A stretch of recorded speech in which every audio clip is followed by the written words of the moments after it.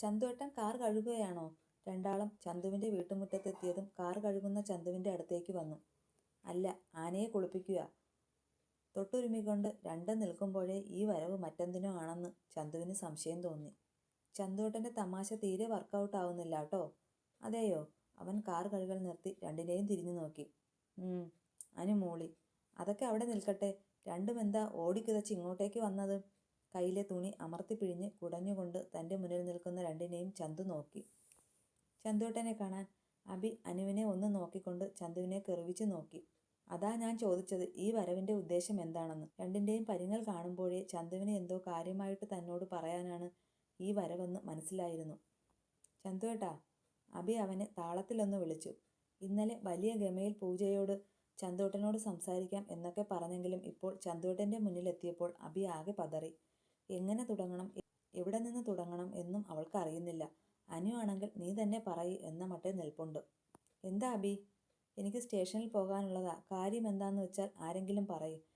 രണ്ടും പരസ്പരം നോക്കി. നീ പറയുന്നതല്ലാതെ തന്നോട് രണ്ടാളും ഒന്നും പറയാതിരുന്നതും ചന്തു ഗൗരവം മുഖത്തണിഞ്ഞു. അത് പിന്നെ ചന്തുവേട്ടാ, ചന്തുവേട്ടനെ ഒരാൾക്ക് ഇഷ്ടമാ. അബിയുടെ കയ്യിൽ തിരുമ്മിക്കൊണ്ട് അനു എങ്ങനെയൊക്കെയോ അത്ര പറഞ്ഞൊപ്പിച്ചു. ഇപ്പോൾ ചന്തുവിന് മനസ്സിലായി രണ്ടിൻ്റെയും റൂട്ട് എവിടേക്കാണെന്ന്. എന്നിട്ട് പിറകെ ഒന്നും വാലിനെ കാണുന്നില്ലല്ലോ എന്ന സംശയം ചന്തുവിനും ഉണ്ടായി. ആ, ഇഷ്ടപ്പെട്ടോട്ടെ, നല്ല കാര്യമല്ലേ. ചിരി വരുന്നുണ്ടെങ്കിലും അവൻ ഉള്ളിൽ അടക്കിപ്പിടിച്ച് രണ്ടുപേരെയും നോക്കി. ആ ഇഷ്ടമല്ല ചന്തുവേട്ടാ. അവൻ തെറ്റിദ്ധരിച്ചു എന്ന് മനസ്സിലായതും അബി പെട്ടെന്ന് പറഞ്ഞു. പിന്നെ ഏതിഷ്ടം? അവൻ പിരികം ഉയർത്തിക്കൊണ്ട് രണ്ടിനെയും കൂർപ്പിച്ച് നോക്കി. അവൻ്റെ നോട്ടം കണ്ടതും രണ്ടും ഉരുകിയില്ലാതായതുപോലെയായി. പറയ്, പിന്നെ ഏതിഷ്ടം? തന്നെ ഇളിച്ചു കാണിക്കുന്നതല്ലാതെ രണ്ടും മിണ്ടാതായതും അവൻ വീണ്ടും ശബ്ദമുയർത്തി. അത് ചന്തുവേട്ടനെ കല്യാണം കഴിക്കാൻ. ചന്തു ശബ്ദമുയർത്തിയതും അബി വേഗം പറഞ്ഞു. രണ്ടും ആകെ വിളറി വെളുത്തിട്ടുണ്ട്. വെറുതെ പൂജയ്ക്ക് വാക്ക് കൊടുക്കാൻ പോയെന്ന് ഈ നിമിഷം അവർ ചിന്തിക്കുന്നുമുണ്ട്. ആഹാ, കല്യാണാലോചനയാണോ? ആർക്കാണാവോ എന്നെ കെട്ടേണ്ടത്? കയ്യിലുള്ള തുണി കാറിൻ്റെ മുകളിലേക്ക് വെച്ചുകൊണ്ട് അവൻ കൈ രണ്ടും മാറോട് കെട്ടി രണ്ടിനെയും ചോദ്യത്തോടെ നോക്കി. അപ്പോഴും അവൻ്റെ ഉള്ളിൽ ഊറിച്ചിരിക്കുന്ന ചിരി പുറത്തു വരാതിരിക്കാൻ അവൻ നോക്കുന്നുണ്ട്. പൂജയ്ക്ക്. അവൾക്ക് ചന്തുവേട്ടനെ ഇഷ്ടമാ, നല്ല ഇഷ്ടമാ. അതെയോ? എന്നിട്ട് ഇതുവരെ അവൾ എന്നോടൊന്നും പറഞ്ഞില്ലല്ലോ. അബി പറഞ്ഞതും അവൻ പിരികമുയർത്തിക്കൊണ്ട് വീണ്ടും ചോദ്യം ചെയ്തു. പേടിച്ചിട്ടാ ചന്തുവേട്ടാ. അവൾക്ക് ചന്തുവേട്ടനെ ഭയങ്കര ഇഷ്ടമാ. ഇന്നലെ രാത്രി അവൾ കരഞ്ഞു. കരയാനോ? എന്തിന്? ഇപ്പോഴും അവൻ്റെ മുഖത്ത് ഗൗരവം തന്നെ. പിന്നെ അനുവിൻ്റെ എൻഗേജ്മെൻറ്റ് കഴിഞ്ഞ് എൻ്റെ കല്യാണം കഴിഞ്ഞ് അവൾക്ക് ചന്തുവേട്ടനെ ഇഷ്ടമുണ്ടായിട്ടും പറയാൻ കഴിയാത്തതിൽ അവൾക്ക് നല്ല സങ്കടമുണ്ട്. അവൾക്ക് പേടിയാ. അവളെ ചന്തുവേട്ടന് ഇഷ്ടമാണോ എന്ന് അറിയില്ലല്ലോ. ഞാനിന്ന് ചന്തുവേട്ടനോട് സംസാരിക്കാം എന്ന് പറഞ്ഞപ്പോഴാണ് അവൾ കരച്ചിൽ നിർത്തിയത്. ചന്തുവേട്ടന് പൂജയെ ഇഷ്ടമാണോ? കാര്യങ്ങളുടെ ഏകദേശം രൂപം അബി പറഞ്ഞുകൊണ്ട് അവനോട് അവളോടുള്ള ഇഷ്ടത്തിൻ്റെ കാര്യം ചോദിച്ചു. അവൾക്ക് എന്നോട് ഇഷ്ടമുണ്ടെങ്കിൽ അവളല്ലേ വന്നു പറയേണ്ടത്. എവിടെ കക്ഷി? പിറകിലുണ്ടോ? ആ സമയം പൂജയെ കാണാനും ചന്തു ഒന്ന് ആഗ്രഹിച്ചു. അല്ലെങ്കിലും കഴിഞ്ഞ ദിവസം അജുവിൻ്റെയും അനുവിൻ്റെയും എൻഗേജ്മെൻറ്റ് കഴിഞ്ഞതോടെ തൻ്റെ കാര്യം അജുവിനോട് സംസാരിച്ചതായിരുന്നു ചന്തു. അല്ലെങ്കിലും ചന്തുവിന് പൂജയോടുള്ള ഇഷ്ടം അജുവിന് മുമ്പേ അറിയുന്നതുമാണ്. 2 ദിവസം കഴിഞ്ഞാൽ അച്ഛനോട് സംസാരിക്കാമെന്ന് നിൽക്കുകയായിരുന്നു അജുവും. ഏയ്, അവളില്ല, അവൾ പോയി. അവൻ്റെ അടുത്തേക്ക് വരുമ്പോഴുണ്ടായിരുന്ന പേടിയൊക്കെ രണ്ടാൾക്കും ഇപ്പോൾ മാറിയിട്ടുണ്ട്. പോകാനോ? എവിടെ? ഗൗരവത്തിലായിരുന്നവൻ്റെ മുഖം സംശയത്തിലേക്ക് വഴിമാറി. ബാംഗ്ലൂർക്ക്. അവിടുന്ന് ചെന്നൈയിലേക്ക് വരും. കാലത്ത് പോയതാ. ഞങ്ങൾ പോലും അറിഞ്ഞില്ല അവൾ പോയത്. ചന്തുവേട്ടന് പൂജയെ ഇഷ്ടമാണോ? അനു അവൾ പോയിടം പറയുന്നതിനോടൊപ്പം വീണ്ടും അവൻ്റെ ഇഷ്ടം അറിയാനായി ചോദിച്ചു. എനിക്ക് ആരോടും ഇഷ്ടമൊന്നുമില്ല. നിങ്ങൾ രണ്ടും പോകാൻ നോക്കിയേ. ഗൗരവത്തോടെ പറയുന്നതിനോടൊപ്പം രണ്ടുപേരെയും ഒന്ന് നോക്കിക്കൊണ്ട് അവൻ അകത്തേക്ക് പോകുകയും ചെയ്തു. നിരാശയോടെ രണ്ടുപേരും പരസ്പരം നോക്കിക്കൊണ്ട് ആ വീട്ടുമുറ്റത്ത് നിന്നും തറവാട്ടുമുറ്റത്തേക്ക് നടന്നു. ചന്തുവേട്ടന് താല്പര്യമുണ്ടാകില്ല. ചന്തുവേട്ടൻ അവളെ അങ്ങനെയായിരിക്കില്ല കണ്ടത്. ചോദിക്കണ്ടായിരുന്നു അല്ലേ? നിരാശയോടെ അനു പറയുമ്പോൾ അബിയും ശരിവെക്കുകയായിരുന്നു. പൂജയോട് എങ്ങനെയാ കാര്യം പറയുക? അനുവിന് സംശയമായി. പറയണം, ഇല്ലെങ്കിൽ പെണ്ണ് മനസ്സിൽ ഇനിയും ചന്തുവേട്ടനെ കൊണ്ട് നടക്കും. അവൾ ചെന്നൈക്ക് വരില്ലേ? അപ്പോൾ പറയാം. അബി പറഞ്ഞതും അനുവിന് അതാണ് നല്ലത് എന്ന് തോന്നി. വീടിനകത്തേക്ക് കയറിയവൻ്റെ മനസ്സ് മുഴുവൻ പൂജയായിരുന്നു. ഒരു വാക്കു പറയാതെ അവൾ പോയത് അവൻ്റെ മനസ്സിനെ നന്നേ വേദനിപ്പിച്ചു. ഇന്ന് ചെന്നൈക്ക് പോകുമെന്ന് അറിഞ്ഞിരുന്നു. അതിനു മുമ്പ് തൻ്റെ ഇഷ്ടം അവളോട് പറയാനായി കാത്തു നിൽക്കുകയായിരുന്നു അവൻ. ഒപ്പം മാമിയെയും മാമനെയും കൂട്ടി മാധവൻ അങ്കിളിനോട് സംസാരിക്കാനായിരുന്നു അവൻ്റെ പ്ലാൻ. പൂജ ആരോടും പറയാതെ പോയെന്ന് കേട്ടപ്പോൾ അവൻ്റെ മനസ്സൊന്ന് നേറി. അത്രമാത്രമേ അവൾ തനിക്ക് വില കൽപ്പിക്കുന്നുള്ളൂ എന്നുപോലും അവൻ ചിന്തിക്കാതിരുന്നില്ല. യാത്രയിലുടനീളം പെണ്ണിൻ്റെ കണ്ണ് നിറഞ്ഞു തുളുമ്പുന്നുണ്ടായിരുന്നു. തൊട്ടടുത്തിരിക്കുന്നവ കാണാതെ അവൾ കണ്ണുനീർ തുള്ളികൾ അമർത്തി തുടച്ചു. അപ്പോഴും അവളുടെ മനസ്സിലേക്ക് വരുന്നത് ഇന്നലെ രാത്രിയിലെ സംഭവങ്ങളായിരുന്നു. അഭി റൂമിലേക്ക് പോയതും അനുവും അവളുടെ റൂമിലേക്ക് പോയതും മീനാക്ഷിയെ കാണാൻ താഴേക്ക് വന്നതായിരുന്നു പൂജ. ആ സമയമായിരുന്നു കോലായിലിരുന്ന് ചന്തുവേട്ടനും ഏട്ടനും സംസാരിക്കുന്നത് പൂജ കണ്ടത്. ചന്തുവിനെ കണ്ടതും പെണ്ണിലെ കോഴിത്തരം പുറത്തേക്ക് വന്നു. ഒന്നും നോക്കിയില്ല. വാതിലിനരികിൽ മറഞ്ഞു നിന്ന് അവനെ നന്നായി വായി നോക്കി. എന്തെന്നാൽ ഈ സമയം ഇങ്ങോട്ടേക്ക് ആരും വരില്ലെന്ന് അവൾക്ക് ഉറപ്പാണ്. എല്ലാവരും ഉറക്കത്തിലേക്ക് വഴിമാറിയിട്ടുണ്ട്. അടുക്കളയിൽ അമ്മയും നന്ദിനിയമ്മയും എന്തോ ചെയ്യുകയാണെന്ന് മാത്രം അവൾക്കറിയാം. ചന്തുവിനെ വായി നോക്കുന്നതിനിടയിലാണ് രണ്ടുപേരുടെയും സംസാരം അവൾ കേട്ടത്. എന്നിട്ട് പെണ്ണിനെ കാണാൻ എന്തുണ്ട്? അർജുൻ ആവേശത്തോടെ ചോദിച്ചു. സൂപ്പർ. എന്താ പറയുക? നാടൻ ചേലെന്നൊക്കെ പറയാറില്ലേ, അതുപോലൊരു പെൺകുട്ടി. കണ്ണുകളിലെ പീലികൾ പോലും നിറഞ്ഞു കവിഞ്ഞു നിൽപ്പുണ്ട്. എനിക്ക് അവളുടെ കണ്ണുകളാണ് ഇഷ്ടമായത്. ചന്തു വാതോരാതെ സ്റ്റേഷനിലുള്ള പെൺകുട്ടിയെക്കുറിച്ച് അജുവിനോട് പറഞ്ഞു കൊടുത്തു. അതേസമയം വാതിലിനരികിൽ നിന്നവളുടെ നെഞ്ചൊന്ന് ആളിക്കത്താതെയും ഇരുന്നില്ല. രണ്ടുപേരും ഒരു പെൺകുട്ടിയെക്കുറിച്ചാണ് സംസാരിക്കുന്നത് എന്ന് അവൾക്ക് മനസ്സിലായി. അതുമല്ല, ആ പെൺകുട്ടിയെക്കുറിച്ച് പറയുമ്പോൾ ചന്തുവേട്ടൻ്റെ മുഖത്തുള്ള സന്തോഷവും അവൾ കാണുന്നുണ്ടായിരുന്നു. എന്നിട്ട് എന്ത് തീരുമാനിച്ചു? കെട്ടാൻ തന്നെയാണോ? പിന്നെ കെട്ടാതെ. ആ പെണ്ണിൻ്റെ വീട്ടുകാരൊക്കെ വലിയ പുള്ളികളാണ്. അപ്പോൾ നാളെ തന്നെ കെട്ടു നടത്തണം. ആരും അറിയാതെയാണ് സംഭവം. നീ ആരോടും പറയാൻ നിൽക്കേണ്ട. ഏയ്, ഞാൻ ആരോട് പറയാൻ? നിന്റെ ഇഷ്ടമല്ലേ?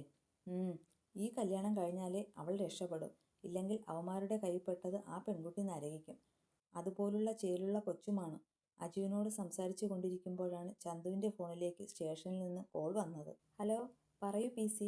കോൺസ്റ്റബിളിൻ്റെ കോളാണെന്ന് മനസ്സിലായതും ചന്തു ഫോൺ അറ്റൻഡ് ചെയ്ത് ചെവിയോരം വെച്ചു. വാട്ട്? ഞാനിപ്പോൾ വരാം. മറുപിറകിൽ നിന്നും കേട്ട വാർത്തയിൽ ഇരുന്നിടത്ത് നിന്ന് ചാടി എഴുന്നേറ്റു ചന്തു. കോൾ കട്ടാക്കി ഫോൺ പോക്കറ്റിലേക്ക് വെച്ചവൻ.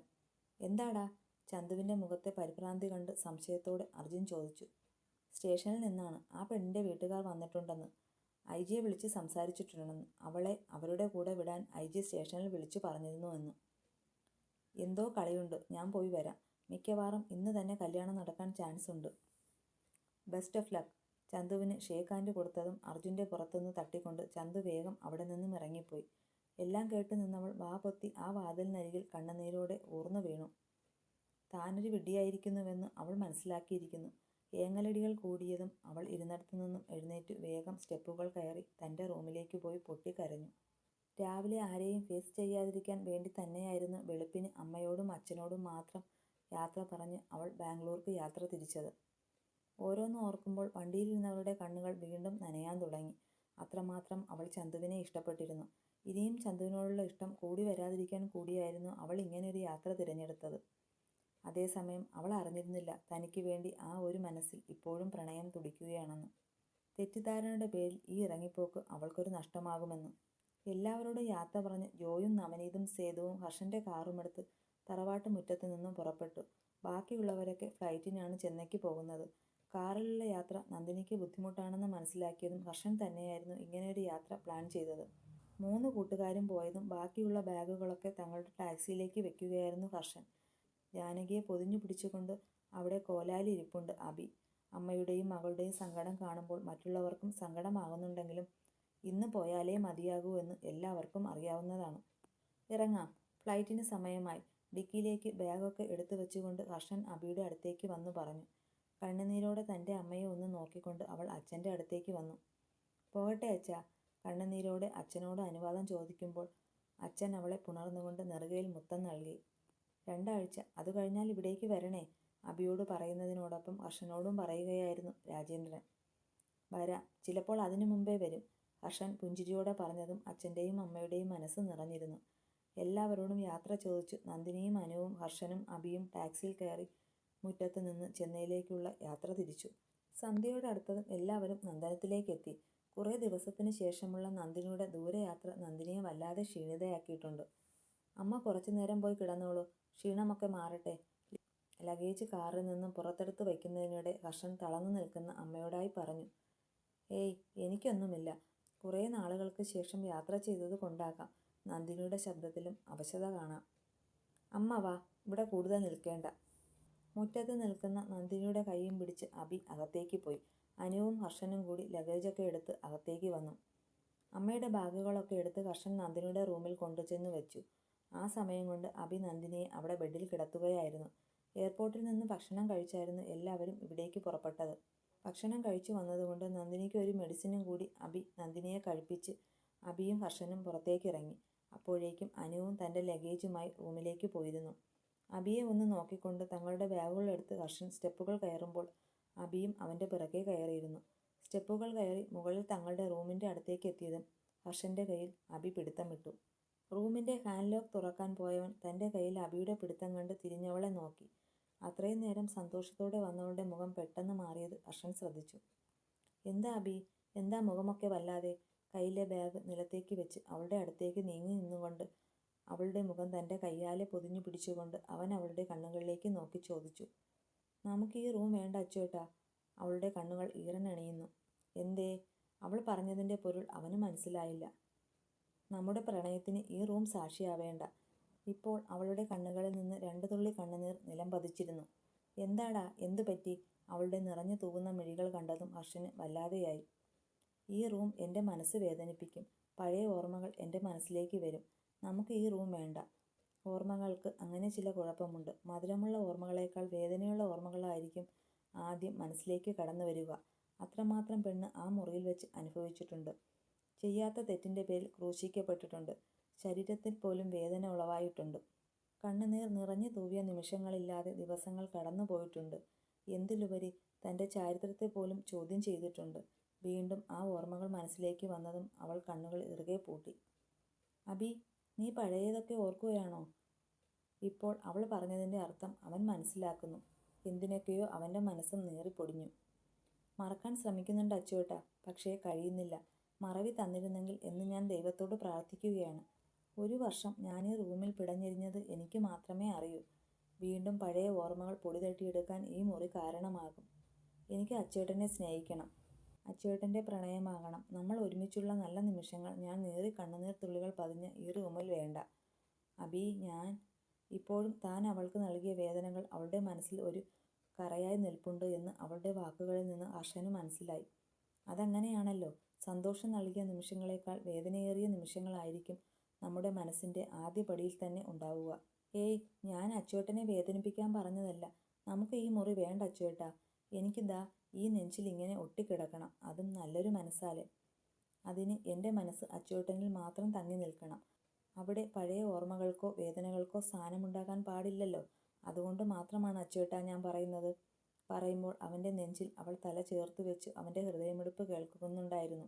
തൻ്റെ പെണ്ണിൻ്റെ മനസ്സറിഞ്ഞോളം അവളെയും അവൻ പൊതിഞ്ഞു പിടിച്ചു. ഒപ്പം ആ മുറിയുടെ വാതിലിലേക്കും അവൻ്റെ നോട്ടം ചെന്നെത്തി. ഒരു തരത്തിൽ അഭി പറഞ്ഞതാണ് ശരിയെന്ന് അവനും തോന്നി. അതെ, പെണ്ണ് വേദനയേറി നീറി പുകഞ്ഞ ഒരിടം. അതെന്നും വേദനയുള്ള ഓർമ്മകൾ മാത്രമേ സമ്മാനിക്കൂ. വേണ്ട, തങ്ങളുടെ പ്രണയ നിമിഷത്തിന് ഈ മുറി സാക്ഷിയാവേണ്ട. തങ്ങളുടെ റൂമിൻ്റെ നേരെ ഓപ്പോസിറ്റുള്ള റൂമിലേക്ക് ഹർഷൻ അഭിയെയും കൊണ്ടുവന്നു. ദച്ചുവിൻ്റെ മുറിയാണ്. അവൾ പോയതിനു ശേഷം ഈ മുറി ആരും ഉപയോഗിച്ചിട്ടില്ല.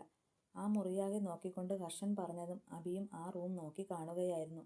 അച്ചുവിൻ്റെ മുറി എന്നല്ലാതെ അവളുടെ ഒരു ഫോട്ടോ പോലും ആ മുറിയിലില്ലെന്ന് അഭി ഓർത്തു. അച്ചുവേട്ടൻ്റെ അനിയത്തിയുടെ ഫോട്ടോയെങ്കിലും കാണാൻ അവൾ ആഗ്രഹിച്ചു. ഇതാണ് ഇനി നമ്മളുടെ ലോകം. ചെറിയ മാറ്റങ്ങൾ വരുത്താനുണ്ട്. അത് നാളെ തന്നെ കാർപ്പൻ്ററെ വിളിച്ച് ചെയ്യിക്കാം. ഹർഷൻ ആ മുറിയാകെ നോക്കിക്കൊണ്ട് അഭിയോട് പറയുമ്പോൾ അഭി ഹർഷനെയും നോക്കി. വേണ്ട അച്ചുവേട്ടാ, ഇങ്ങനെ തന്നെ മതി. എനിക്കിഷ്ടമായി പറയുന്നതിനോടൊപ്പം അവനെ തൊട്ടുരുമിക്കൊണ്ട് പെണ്ണും നിന്നു. ദേ, ഇങ്ങനെ നിന്നാൽ ശരിയാവില്ല. വേഗം ഫ്രഷായി വാ, പണി ഒരുപാടുണ്ട്. തൻ്റെ അരികിലേക്ക് വന്നവളെ ചേർത്ത് പിടിച്ചുകൊണ്ട് ഹർഷൻ പറയുമ്പോൾ അഭി കാര്യം അറിയാതെ അവനെ നോക്കി. അല്ല, ഇന്നലത്തെ രാത്രിയിലെ ബാക്കിയില്ലേ, അതാ ഞാൻ ഉദ്ദേശിച്ചത്. അവൾക്ക് താൻ പറഞ്ഞത് പിടികിട്ടിയില്ലെന്ന് മനസ്സിലായതും അവൻ ചെറിയ പുഞ്ചിരിയാലെ പറഞ്ഞതും അവൾ അപ്പോൾ തന്നെ അവനെ തള്ളി മാറ്റി. ഛേ, വൃത്തികേട് പറയുന്നോ? അവളുടെ മുഖത്ത് ദേഷ്യമാണോ ചിരിയാണോ നാണമാണോ എന്താണെന്നറിയില്ല. അവനെ നോക്കാതെ അവൾ വേഗം പറഞ്ഞുകൊണ്ട് മുഖം തിരിച്ചു. എന്ത് വൃത്തികേട്? ഞാൻ എൻ്റെ ഭാര്യയോടല്ലേ പറയുന്നത്? മുഖം തിരിച്ചു നിൽക്കുന്നവളുടെ അടുത്തേക്ക് ഹർഷൻ വന്നു. ഒപ്പം അവളുടെ മുഖത്ത് പാറിക്കിടക്കുന്ന മുടികൾ അവളുടെ ചെവിയോരം ഒതുക്കി വെച്ചു. ദേ അച്ചുവേട്ടാ, വേണ്ടാട്ടോ. ചെവിയോരം അവൻ്റെ കൈ പതിഞ്ഞതും പെണ്ണിന് ഇക്കിളിയായി. ഹാ, ഒന്ന് അടങ്ങ് പെണ്ണേ. അവളുടെ ചെവിയോരം പറയുന്നതിനോടൊപ്പം അവളുടെ ചെവിയിൽ അവൻ പതിയെ ചുണ്ടുകൾ പതിപ്പിച്ചു. അച്ചുവേട്ടാ, അവൾ ചിണുങ്ങിക്കൊണ്ട് അവനെ തള്ളി മാറ്റി. എൻ്റെ മോള് പോയി ഫ്രഷായി വാ, ബാക്കി വന്നിട്ട്. വീണ്ടും അവളുടെ അടുത്തേക്ക് നീങ്ങിക്കൊണ്ട് അവളുടെ ചെവിയോരം അവൻ മന്ത്രിച്ചുകൊണ്ട് അവളുടെ നെറുകയിൽ ഒരു മുത്തവും നൽകി അവൻ ആ റൂമിൽ നിന്ന് പുറത്തേക്ക് പോയി. നാണം കൊണ്ടോ അല്ലെങ്കിൽ അവൻ്റെ സ്പർശനം കൊണ്ടോ അല്ലെങ്കിൽ മധുരമുള്ള വാക്കുകൾ കൊണ്ടോ പെണ്ണിൻ്റെ ശരീരമാകെ പൂത്തുലഞ്ഞതുപോലെയായി. അല്പനേരം അവിടെ തന്നെ അവൾ നിന്നു. അച്ചേട്ടൻ്റെ ഒപ്പമുള്ള അവളുടെ നിമിഷങ്ങൾ മധുരമാക്കാൻ എന്നതുപോലെ. അവളുടെ ചുണ്ടിൽ അവനെ ഓർത്ത് പുഞ്ചിരി വിരിഞ്ഞു.